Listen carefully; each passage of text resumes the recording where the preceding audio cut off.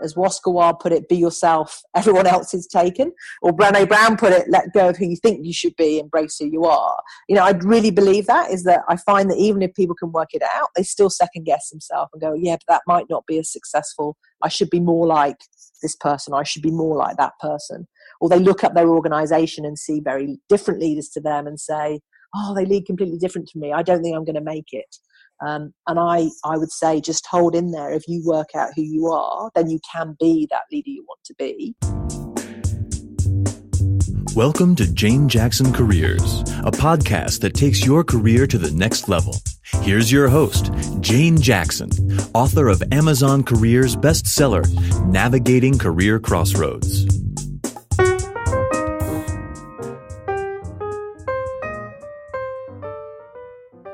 Welcome back to my Careers podcast, where I interview fascinating professionals who have made amazing career changes. Now today I'm delighted to be speaking with Gill McLaren, the CEO and founder of Syntegrate. She's author of Think.Plan.Live, Define and Design Your Best Life in 6 Simple Steps, and is the co-founder of Team Women Australia. Gill is an executive leader, innovator, speaker, and opinion leader on the topics of authentic leadership, women in leadership, and shared value creation. Now, I had the pleasure of being Gill's coach during her transition from corporate to entrepreneurship. We met back in January 2016, and from there we had such a fun journey for 12 months, exploring her desire to transition into coaching, crafting a LinkedIn profile to reflect her personal brand, unpacking her why, and building on her desire to help others create their best life. Fast forward 18 months to June 2017, and she has just launched her fabulous new book, Think.Plan.Live. Now, before we start our interview, let me tell you a little bit about Gill's business. As the CEO of Syntegrate, Gill solves problems worth solving and that make a difference. Her unique approach was created by adapting strategic planning approaches from the business world and applying them to problems worth solving in the 3 areas of life design, leadership, and shared value. Gill's approach to life design is captured in her book, Think.Plan.Live, which is a step-by-step guide and workbook that helps people define and design their best lives through the discovery of their unique life fingerprint. And now, let's find out about her career journey. And let's welcome Gill McLaren to the show. Welcome, Gill. Good morning, Jane. Yeah, it's such a pleasure to have you on the show, especially because last night was the big night. Oh, it was fantastic. And thank you for coming. Yeah, it was a really special night. Something special when you've written a book to actually launch the thing. So It was great. Yes, and all the speeches, and I got to do the selfie with you. Absolutely. Which was so much fun, doing a video selfie. Okay, so let's get to business.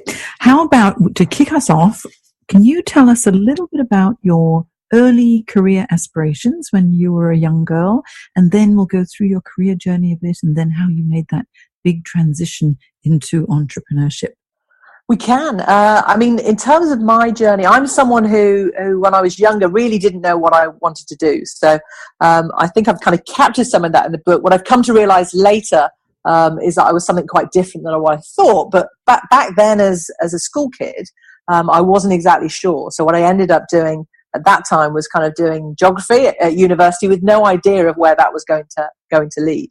And then ended up kind of doing a graduate scheme into the corporate world because I realized that I really enjoyed marketing and also sales because that was kind of about meeting people. So the bit I did know, and it's been a thread throughout my whole kind of career, is anything that involves working with people is what I love doing. So in terms of my career journey, a bit of background on me, 30 years in the corporate world. So I started that career back in McVitie's in the UK in a graduate scheme, and then followed that into Coca-Cola, where I was for 20 years. And my career has really been a blend of trying things. So I think what would characterize my career is a lot of breadth. So I've done work with customers and commercial and marketing and strategy. And I was someone who just liked learning new things. So never had that clear path. So I know some people have that very clear vision about where they're going to be. I didn't have that. I was just curious and wanted to learn about business, and therefore tried lots of different things. And that kind of career meandered round from the UK to Australia and then to Malaysia. So I think one thing for people looking at careers, sometimes you feel like you have to have this big master plan. I honestly didn't have one. I just chose roles that I thought I would learn things, and then would actually bring out the best in me. Actually, interesting you should say McVitie's, because McVitie's is part of United Biscuits. And exactly. donkeys years ago, I worked there in London in the 1980s. Oh gosh, it seems like such a long time ago. And then that's when you joined Coca-Cola. And so your Coca-Cola career journey sounds really fascinating, because it's taken you from Europe to Malaysia and Sydney. Tell us a little bit about those transitions. Yeah, so 20 years of that was with Coca-Cola. So I joined Coca-Cola back in the UK and managing big customers. So Tesco back in the UK, and that was my role really, managing the big customers.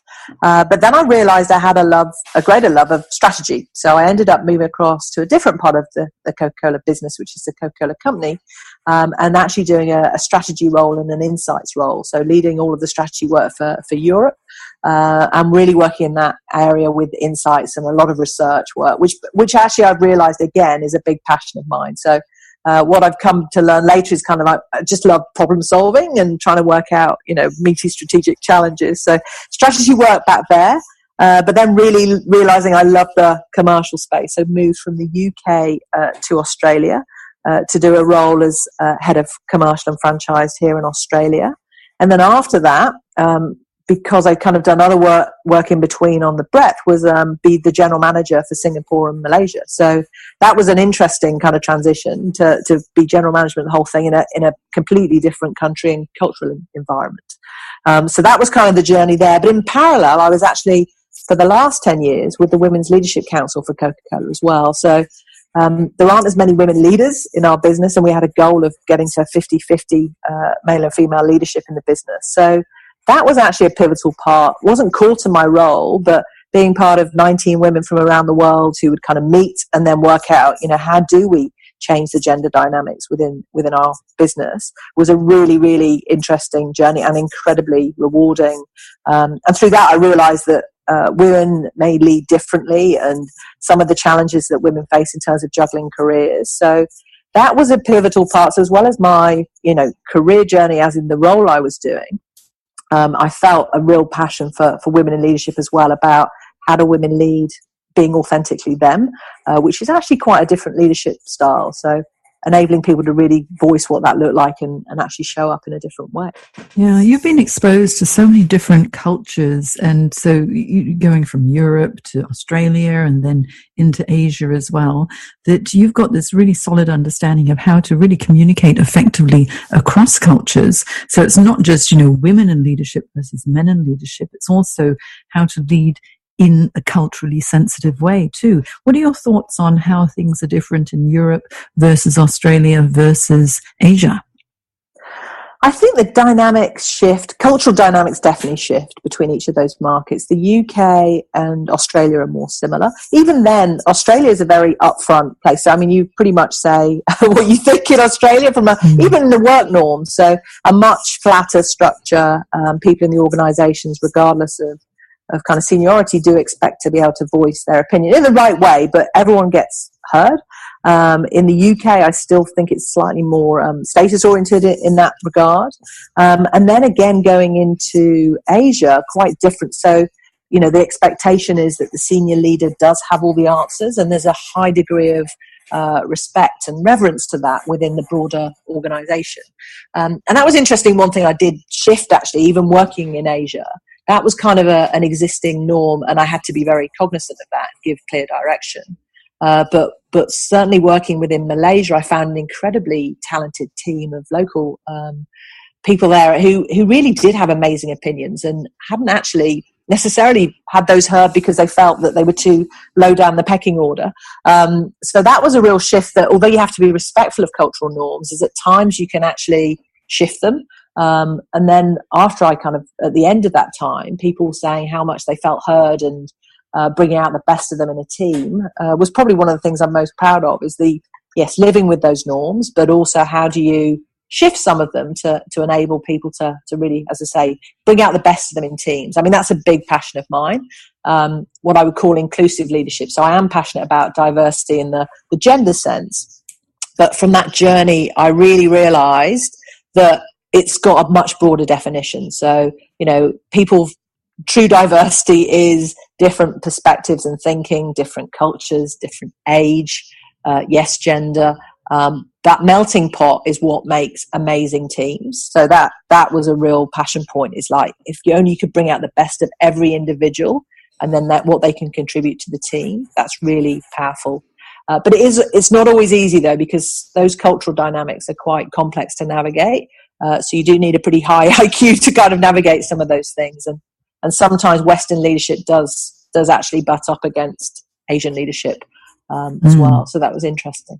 Yeah, I think IQ and the EQ as well, especially when you're leading across cultures. But I think you're so right. The most important thing is that people must have a voice, regardless of what level they're in an organization. If they know that they're being heard and they matter, and their existence is validated continually, I think that's what's most empowering for individuals too. So I think your cross-cultural understanding is certainly must have helped so many people across Asia, where so often people just don't speak up because there is that more of a hierarchical way of leading. Yeah, and sometimes there's a misconception that they don't speak up because they don't have an opinion. I never found that. They really do have a deeply held opinion, but the way you bring it out in them is different. So, in a Western culture, you might, do a brainstorm about that and everyone would get their opinion out. And that would what we do if kind of status didn't matter, if that makes sense. So people could go in a room and do that. In the case of Asia, it's very open. And again, I was working in Malaysia, very open questioning of specific individuals and letting them kind of outline that. So you do it in a different way. And you can actually spot what people are really good at. And as I say, it does shift. People are happy to give that opinion, but they do need to be asked. So the difference is, probably how to contrast it, you don't need to ask in Australia. People are going to tell you whether you ask or not. In the case of certainly working in Malaysia, being respectful and actually asking them, what do you think? Because you're actually giving them the license to, okay, the leader has asked me and therefore I will say. So it might sound like a nuance, but they do need to be asked. And but when you do, you get amazing insight about what they think should happen in the business. Yeah, I find that whole cultural difference and the way you can lead across cultures so interesting, because I'm from Hong Kong and then spent a lot of time in Singapore as well, and in Europe before coming to Sydney, and there are massive differences. Now, Gill, what about women in leadership? Now we're both mums and we both have two girls, which is wonderful, and yes. and certainly juggling motherhood and career and all of the multiple pulls in different directions can be quite a challenge. And so what do you think when it comes to being a woman in leadership, what would be the key things to consider in order to be successful so that you do have a well-balanced and harmonious lifestyle between work and personal life? I think for me, authenticity is probably an overused word, but it kind of is relevant in this regard, because I think it's whatever is authentically you.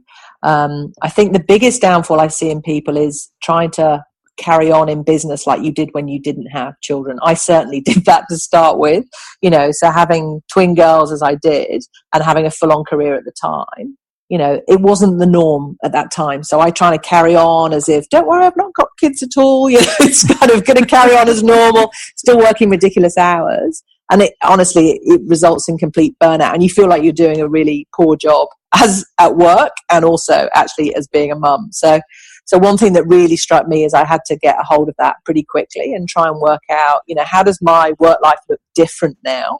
And that is setting some boundaries about time, or whether you want to be home for dinner, or, all those, they might sound simple things, but setting boundaries on that. And then what I call integrating it. So I don't believe in work-life balance. I kind of believe in integrating the whole thing, where you kind of go, right, this is my job spec as a mum. These are all the things I want to be known of as a mum. And the only arbiter of whether that's good or not is my kids. And then there's all the things I still want to achieve at work. And that's also on the list as well. But some people find it hard. They compartmentalize. It's like, well, I'm either fully on at work or I'm fully on at home. For me, I try and integrate those two things with that, almost like a combined job description for being a mum and being successful in business, because both are important.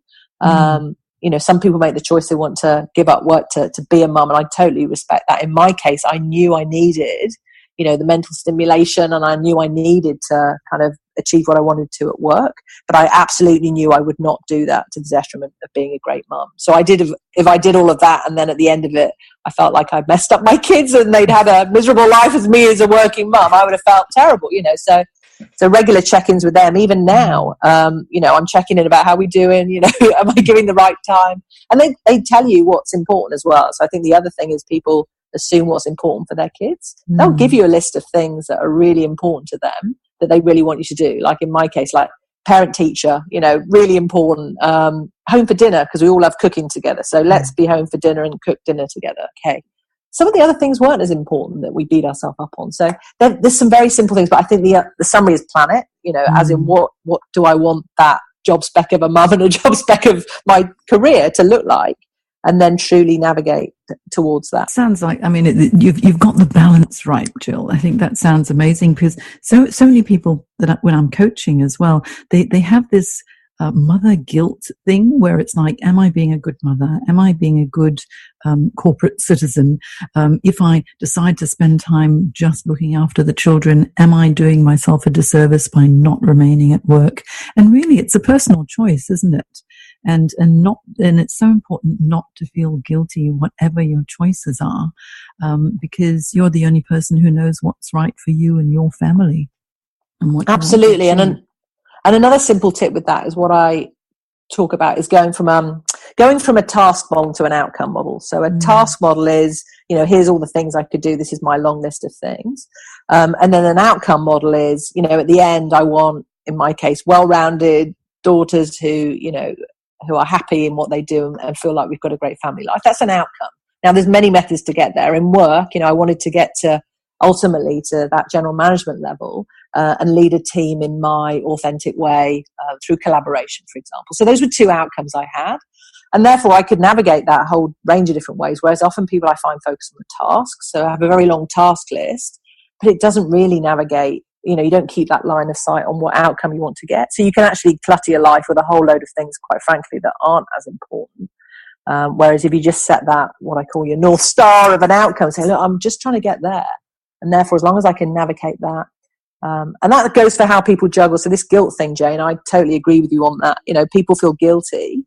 But if they've agreed an outcome with their boss that they're going to get something done and then they need to leave early for something or they need to juggle something else, if that boss is aligned on that outcome, then you actually won't get grief on that. Whereas people assume, I feel really bad, I'm leaving, and, I should have been still in the office because everyone else was there. It doesn't matter as long as you get the outcome. And one of the things I think is so important is people need to leverage technology so much more, because if you're able to work remotely as well, you can still get the job done. And these days, when it comes to, as we're doing today, we're having a Zoom podcast interview. Zoom works so well. You can have your video conferencing. So physically being in the office and clicking in and clicking out at certain times, that's not a necessity anymore in the workplace. And you're absolutely right. As long as the job gets done, you get that outcome, then it's a win-win, isn't it? Absolutely. But I don't think the guilt goes away. I have to confess, it's not like you can switch that valve off. It's a burden women have to bear. It's a nagging thing on your shoulder, kind of go, are you sure you're doing the right thing? So yeah, I can't claim that it's some perfect ideal of that. But at least if you have that in your mind that, and who's the arbiter of whether this is good or not? I decided very early on, the only arbiter of whether I'm a good mum or not is my daughters. Other people might have an opinion about, she's got such a big job, I think she probably should be at home with her kids. I've even had that said to me. And then other people might think something else. So actually deciding who is the arbiter of whether this is working or not. So that's you personally, whoever you care about that would have an opinion on it is a key one, because otherwise you've got the burden of everyone's opinion on you, which is a bit overwhelming. So. Yeah, well, it sounds like you've got a really, really good balance. Well, I don't like to say balance so much. It's more like just harmony. Harmony goes along really well because you've got your work, you've got your family, your girls have grown up. They're just beautiful young ladies. I met them for the first time yesterday. I'm so impressed, Jill, so impressed. They are gorgeous. Yeah. And so now Let's talk a little bit about our journey, because 18 months ago, I met you when you were going through your transition. And I mean, that was such a pleasure, because it's, first of all, here's this power woman, Gill McLaren, coming in. And I loved meeting you. And you were exploring entrepreneurship at that stage. And I remember we were talking about, business names and branding on LinkedIn, and talking about the Key Person of Influence program, the Brand Accelerator, and getting websites sorted. So it was a really, really interesting journey that you've been on. Tell me a little bit about your journey and those aha moments that you had when you thought, this is what I'm going to do, the women in leadership, the executive coaching, etc. So I think probably I need to rewind a little bit before that kind of happened, to kind of go, well, how did I get from like busy corporate career to ending up setting up my own business? And in my case, I was actually really happy in my corporate role. So I know there's many unhappy corporate quitters or leavers or kind of reframers. I wasn't actually. I was actually really enjoying my role. But back to the integration of what you really are, I did start to become more aware through my own kind of journey on what was optimal for me. What did I really want to spend my time doing? And I kind of rewind on that is this piece I've ended up focusing on, which is best life design or life design. And that was born out of my own journey. I suppose the last 10 years with Coca-Cola, where I was both doing, bigger jobs, but also doing this work with the Women in Leadership Council. I was sitting in the audience of a panel, and someone in the panel again asked that work-life balance question. Said, I don't believe in it. I don't believe work-life balance exists. I believe in living your best life. And I went, oh wow, that's an interesting concept. Living your best life. What's that all about? And I went up to her at the break and said, oh, what is it? And she said, well, no, it's just you working out what your best life looks like. And you can navigate that yourself. And I honestly, at that time, I thought, there must be more to it than that. There must be a way to work that thing out. Because I'm, again, a big strategy person and problem solver. There must be a method to working out what your best life is. So I suppose I embarked on that journey for me because I was trying to navigate, being a great mom and also having a great career. And I ended up kind of working out what inspired me and also what gave me energy and what my strengths were and my values, but also what I wasn't so good at. And I actually went on that journey for 10 years, really, to try and work that out. And I thought it was just me. So the reason why I was doing that, I needed to work that out for me to navigate all of that. So what next for me? I mean, we've launched the book in Sydney this week, and thank you for coming. It was a great launch. Then we go on to Singapore. So I'm into Singapore in July, again, launching it with a lot of my great colleagues that I was working with in Asia. So that's part of that journey too, and getting back to my old team who I've promised them all a book. So I'm going back there to do it there. And then in the UK, we'll be launching the book there coming up in September, October. And then there's probably going to be a US leg as well with a lot of colleagues there too. So really it will be around the book and Think.Plan.Live.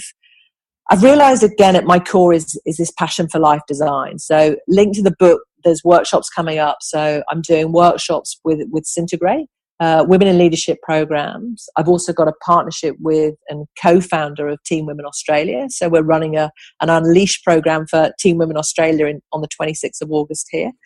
And then linked to that one-on-one coaching as well. So I still have a real passion for one-on-one coaching. So really intensive life design. So my goal with the book is, and this is part of my make a difference goal coming out of the corporate world, was if I truly can design a best life tool that for $30 could help people sort their life out, I'd be really proud of myself and proud that had that impact. So I've tried to load as much as I can into the book to enable many people and make that accessible for many people so they can navigate that journey. So the intent to supplement that is there will be the launch of a portal that enables you to do it. So on Syntegrate, there'll be a life design portal with webinars that go with it. So I can envisage people kind of using the book and then supplementing that with other webinars to kind of check in with other people. Because I find many people, even as they go through that journey, they don't want to go through it alone. So even if you're reading a book, you still want to share that journey with other people, be that in a workshop, be that one-on-one. That's part of that journey. So really, it's a real focus on life design in many forms. Also a number of speaking and facilitation roles in that area. So anything life design in some region, that's my real passion. And although Syntegrate was set up as a business that's focused on life design and leadership, I've realized the foundation of all of it is life design, because the people who know who they authentically are, then honestly they do become great leaders, and then they do have a greater awareness about the world around them and create shared value and public-private partnerships, which are other parts of my business with Syntegrate. But the bit that really matters, if you don't spend that time on yourself, on life design, those other things really don't come. So that's really my passion. Oh, I love it. Now, Gill, what would you say would be, for anyone thinking about life design or best life design, what are the top 3 tips for success? Top 3 tips for success. I think the top one is really understand what makes you you. That might sound a strange one, but going back to this life fingerprint, if you understand what you really want, so your values and your strengths and your sources of energy and your inspiration, all the things I've talked about on life design, you will be able to navigate both career and your personal life with success. I talk about with this life fingerprint almost your distance from it. So if you can imagine your life fingerprint with your who, your what, your where, when, why, and where, but then you look at the distance from that, I find many people have got a life that's quite some distance from who they really are. So again, conceptually that makes sense, that you could have some distance from that. And the tip for success is make the life that you lead and the career that you have as in tune with who you are as it possibly can be. Because then you play to your strengths, then you're picking out on the kind of key areas of where your gifts are and your abilities are. I think that would be kind of tip number 1. Now, linked to that, I think it's be kind to yourself in that journey. I mean, you talked about guilt there, Jane, as well. So sometimes people think, well, that might not be my perfect thing. Perhaps I should be looking at this other person or their career. So I think as you do that, the second tip would be just give yourself the time to do that and not worry about the comparison part of that. So as Waskawar put it, be yourself, everyone else is taken. Or Brené Brown put it, let go of who you think you should be, embrace who you are. I'd really believe that is that I find that even if people can work it out, they still second guess themselves and go, yeah, but that might not be as successful. I should be more like this person. I should be more like that person.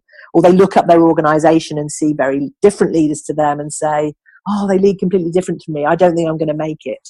And I would say just hold in there. If you work out who you are, then you can be that leader you want to be, and you can navigate it that way. But most people second guess themselves along the way. So the second one would be don't second guess yourself. Really pursue that with authenticity. And then the third one for me is something, again, I put it in the book, but I talk about it, the love it, like it, learn from it, laugh about it, or leave it in your job. So what does that mean? So love it or like it is pretty obvious. So I love this job. I know, I'm really in my zone, or like it. Most roles ideally should be in that zone. Unfortunately, I do find that most people don't stay in that zone, but you should be. It's a reasonable expectation that you should love or like your job. And I find so many people stay there regardless about, I feel I should, I've got a mortgage, I've got to do these things. It is a reasonable expectation to love or like your job. So that would be that one. Learn from it is another one. So sometimes you take roles for breadth so you can learn about it. So I think having learning as a criteria in a job is good. So that if you're learning, it will enhance your overall career plan. So you might not be loving or liking at that point. It might actually be quite hard to learn some of those things.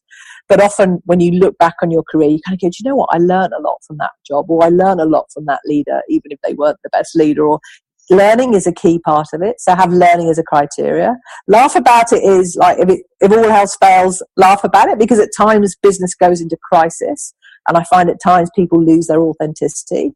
I find at times you also get the organization kind of coming together at that point. So if you're surrounded by colleagues, you kind of go, oh, here we go again. The business is in downturn, but we're going to pull together and make this happen. There's actually quite a high degree of camaraderie and fun that can happen. It can go two ways. It can either be that, or people get more challenging and end up kind of being much tougher on themselves. So I kind of got the laugh about it model there, and I've been a few times in my career where we've had to deploy that, where people have actually come together in times of crisis. And then if all that doesn't persist, honestly, leave it.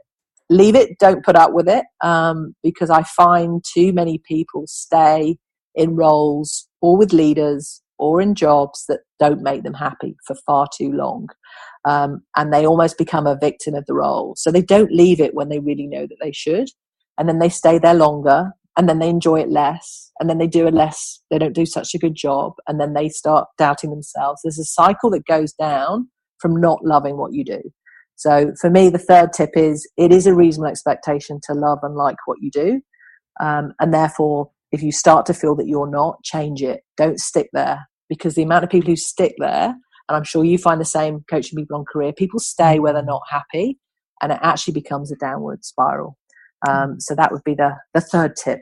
Yeah, valuable tips, Gill. And it's so true, because when you're in a place where you're just not happy and it's not really right for you, it just affects your self-confidence, and it ends up that it makes every decision that you make, you keep second guessing yourself all the time. Absolutely. And you're absolutely right with your point number 2. Don't second guess yourself.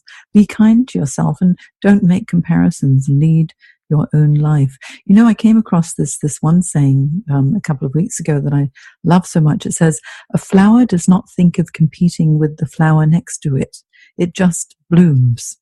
And I love that so much, because it's just be you, isn't it? Now, this is just such a great conversation. I could talk to you all day, Gill. It's so interesting. However, we need to tell people where they can find you. So tell us, where can we find you, Gill? And I will have all of this on my show notes as well. Right. Well, if you want to find out more about the book, you can find Think.Plan.Live.com with all the information there, and you'll find it on Amazon and other places. So if the book has got you interested, go there. Syntegrate.co is the name of the business. So again, more about the business will be found on that site. And then you can find me, Gill McLaren, on LinkedIn and Facebook and connect that way as well. So if anyone's kind of got a passion for life design, I'd love to talk to them. Mm-hmm. Oh, wonderful. And also don't forget the Twitter handle, Gill. I like true. Syntegrate_co. That's right. Syntegrate_co. Well, all of these links will be in my show notes and janejacksoncoach.com. And I just want to say a very big thank you and congratulations, Gill. You're going to be helping so many people. You've launched a fabulous business and an amazing book. And it's been my pleasure to have been a tiny part of it, and also to follow your journey. So good luck with the rest of the book launch tour. Thanks, Jane. And I think, to be fair to you, you've been more than a tiny part of my journey. So one thing we haven't mentioned in this interview, that during my journey, Jane was actually my coach, and therefore me navigating all of where I've ended up. Jane's been a big part of that. So thank you as well, Jane. Oh, I just watched you bloom. It's been wonderful. Well, thank you so much, Gill. And I reckon in about 9 to 10 months' time, you should come back on again and let's talk about how the journey has progressed. Sounds great. No, I'd love to do that. Okay. Thanks so much, Gill. Bye. Thank you. Bye.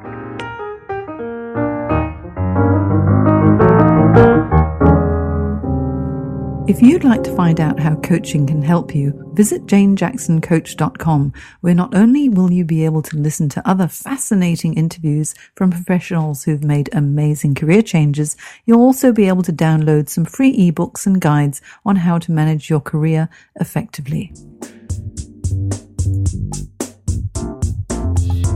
You've been listening to Jane Jackson Careers. Sign up to receive regular career advice at janejacksoncoach.com.